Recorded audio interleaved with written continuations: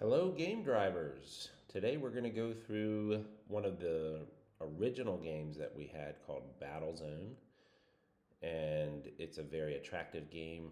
Also, a game that I ask people to try out when they first join the site because I think it's pretty intuitive, pretty easy to pick up, and kind of familiar to anyone who's played Battleships when they were a kid. Just kind of Battleships Advanced is what I would call it. So to get started, we're going to go into my partner here and create a couple battle zone. Put one in the default here, oceans, and create one for, say, this guy. So there are different maps. Those are the variations that you see for Battlezone. And so when you look at the rules or the prefs, which I'll show you in a second, there are just a few different roadmaps basically for all of your ammo and ships and tanks and so forth, and kind of keeps the game fresh and provides a different strategy. So I'll go into Battlezone lobby and pull the two game-driven games. Accept. So when I go into my queue, I'll see that I have these two games. Both were 7-day move times, and these are two different maps. And if I look at each game, you'll see the maps. This is the road map, big road, crossing some river, and this is the ocean map. So that's what we're looking at for Battlezone. So let's look at the preferences first, because in the preferences, it gives me an opportunity to show you all the different maps that we're going to have. So remember, I've said in the past that favorite is really just a opportunity for you to look at the different variations. And so as you can see, we have 8 different maps: the Gulf, beach, slide through these real quick, lake, trail, very interesting one, island, a lot of water, road, which is when we're playing, and city, which actually has no water areas. So as you can see, there's different maps. The screen is split in two, where I'm placing my weapons on a side that I don't shoot into, and then my opponent places weapons on the side I do shoot into, and then this side is hidden from my opponent, obviously. So when they shoot, they're shooting in this half of the map and trying to hit these different items. Let's talk about the different items. So I'll go into the rules here, and if you've played Battleship before, you know that typically you put your battleships on your side of the board and you call a coordinate B6 and you get a result, hit or miss. This is a little bit better than that because we have different types of weapons on the board. We have ships of different lengths that can be placed horizontal or vertical. We have tanks and men that can be 3 men or a 2-shot tank. And then we also have our planes, which can go over any part of the board.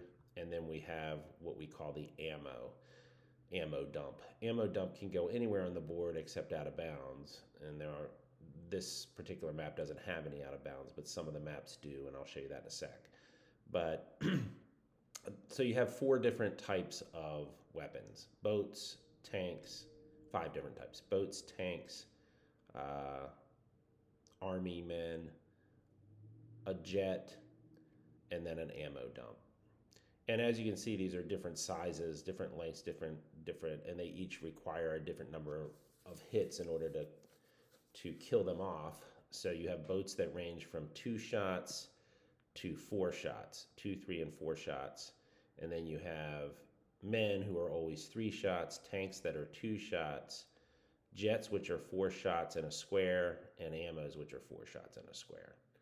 So that's something to keep in mind. You can turn on radar and you can turn on the grid.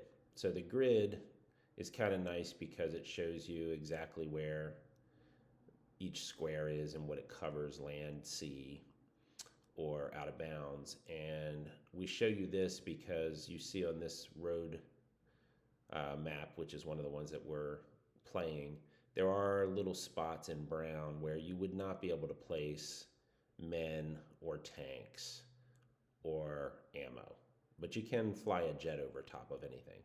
So that's the distinction. Boats have to go in the blue area, men and tanks have to go in this green area. The ammo can go anywhere on the map except out of bounds, and the jets can go literally anywhere on the map. So that's how we place things.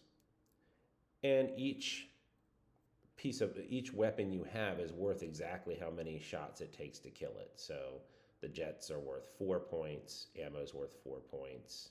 The boats are however many shots it takes. Tanks are 2, men are 3. So there really is no scoring other than to keep progress, how many shots you've hit. So sometimes you just want to know where you stand in the battle. Sometimes you want to know how many shots you have left to hit because it may give you some information about where to shoot. Another distinction between Battle Zone versus the old Battleship is that you start off with 5 shots. So you're not shooting just 1 shot per turn, you're shooting 5 shots.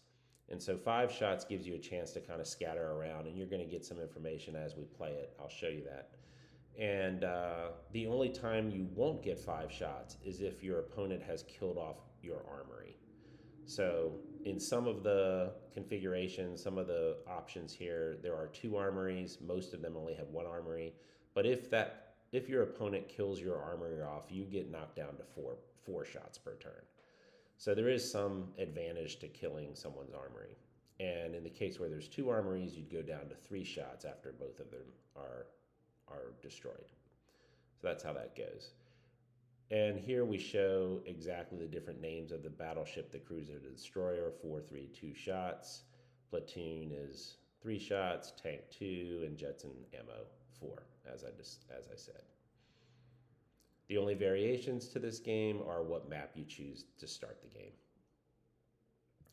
In the preferences, which is usually the second place I like to look, you can change a couple cosmetic features to the game. So you can change the army from green to gold if you prefer. Men look a little different. They're kind of a yellow. The ammo and the jets have a little bit of yellow in them. So that's the gold version. You can turn the radar on all the time. So you see the map with radar, each block very distinct. And you can turn the grid on all the time if you like, which has a very clinical look to your landscape. So those are options you can turn on. And whenever you turn a preference on, that means that all of the games you're playing would adopt that preference to start. So every time you go into a new game, it would have that preference. And then autoplay, I'm going to start with that off. But autoplay in the case of Battlezone just says, when I shoot my last shot, submit my turn. Do not wait for me to undo any of my targets. Just go ahead and submit my turn. Most people will have that on once they're experienced because they don't feel like clicking submit after their shots. But I'll leave it off for now so we can see that behavior and save that. So let's go into our game. So the first move in any Battlezone game, after we read the note, is to deploy your troops. So we used to do this by hand in the old version, but we found that it really doesn't add a whole lot of value to go through every one of your, these are the weapons you have. We have 2 boats, 2 troops, 2 tanks, a jet, and an ammo. To sit here and tediously place them each on the map doesn't add a lot of value and takes more time. So we created this auto deploy button, which when you click it, it just deploys your people in valid spots on the map, all of your armory on the map. And if I keep clicking it because I don't like the way it is, like maybe I don't want all my guys clustered together, so I want to spread it out. But this lets me very rapidly find a configuration I prefer, and then once I'm happy, I submit. So that's the first turn in every Battlezone game. What I'll see after I've done that is I'll see a scorecard down here, which is basically just a checklist of mix armory and game driven's armory, and then how many shots I have for that given turn, which will be five shots when it is my turn. So we'll go over to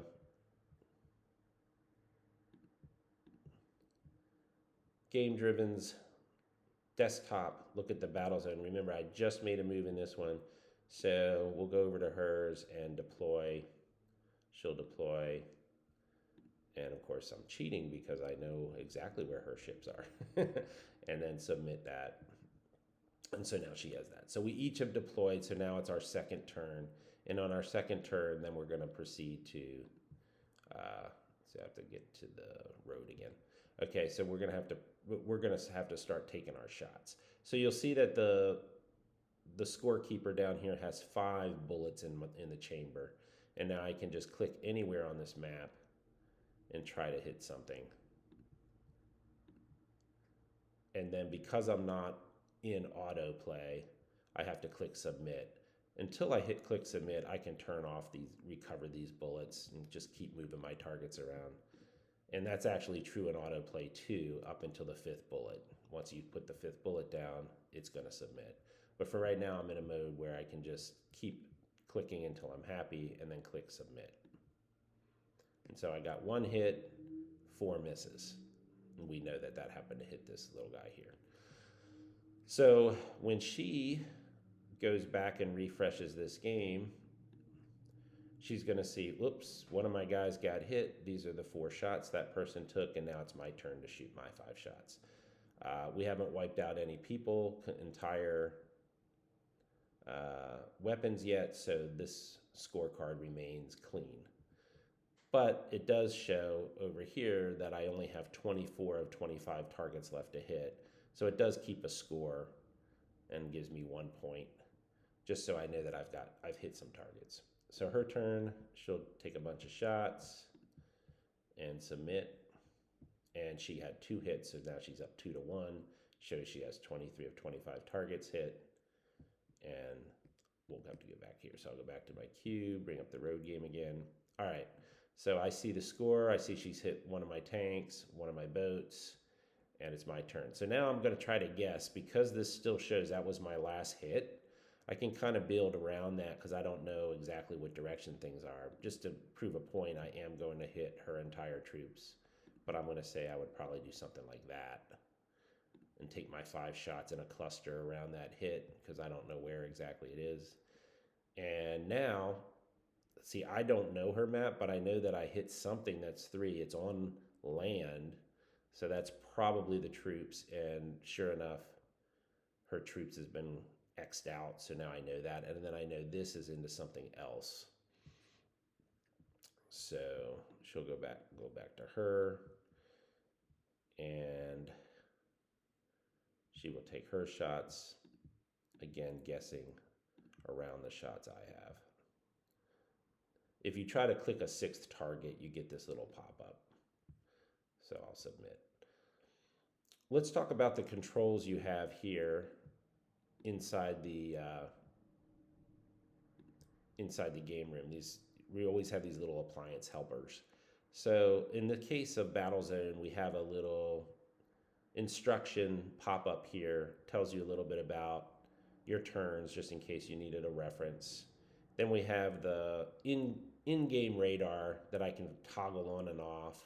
This may come in handy as I'm taking my shots, or in-game grid. Now these do not persist, so if I go out to a different game, it's not going to have whatever I left this on. If I want to leave it on permanently, I have to set it in the preferences. So just to demonstrate how things change, I mentioned that if you hit the armory, let's see, that is maybe here. Okay, I've hit her armory now and knocked it out. On her next turn,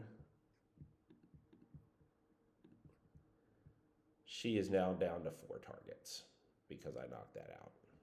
So obviously, if you can get the armory early, that's a good thing. and I'll submit that. So I want to avoid having to always hit submit. So I'm going to go to my queue, into my preferences, and I'm going to turn my autoplay on and save that. And now on my shot, you're going to see that as soon as I click my fifth target, up until my fifth target, I can still do the undos. But once I hit my fifth target, boom, it's already submitted. So we play this. I have a finished game here. Gets to be to this level where somebody has wiped out. In this case, I won. So I wiped out, or I lost actually. Chuck won, but all of my weapons were knocked out. So that's how he won. And as I said, the score really doesn't matter. The person who knocks out all of the other person's weapons is going to win, and the game continues until that happens. There's no timed number of moves or anything. You'll eventually fill up this entire side of the map, but I would suspect you're going to be done before then. So that concludes the kind of intro to Battlezone. It is definitely one of the easier games to learn, to play, to enjoy, and I would recommend it as one of the first games to try out because there's not a whole lot of ramp up time. You can jump right in and start playing, and pretty easy to figure out the strategy as well. Thanks a lot. Happy gaming.